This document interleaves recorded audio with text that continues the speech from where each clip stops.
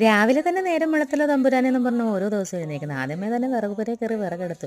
ഇത് കണ്ട് എൻ്റെ കെട്ടിയവൻ്റെ കയ്യിൽ നിന്ന് നല്ല കിട്ടുമെന്ന് എനിക്ക് ഉറപ്പുണ്ട് കേട്ടോ. എൻ്റെ അടുത്ത് പറഞ്ഞിട്ടുണ്ട് വെളുപ്പാൻ കാലത്ത് വിറക് പുരയിലൊന്നും പോയി കയറരുതെന്ന്.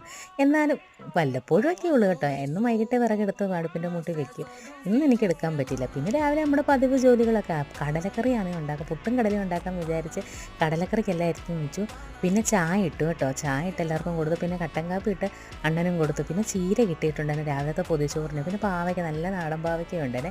ഇതിൻ്റെ ഇടയ്ക്ക് അത്തായും മോനും കൂടെ ക്രിക്കറ്റ് കളി തുടങ്ങി. ഇപ്പോൾ അണ്ണൻ രാവിലെ കുറേ ദിവസം കൊണ്ട് പോകുന്നതുകൊണ്ട് ആബിദിൻ്റെ കൂടെ കളിക്കാനൊന്നും സമയമില്ല. പിന്നെ ഇന്ന് ഇച്ചിരി ലേറ്റായിട്ടാണ് പോകുന്നത്. 8:30 ആകുമ്പോഴത്തേന് പോകുള്ളൂ.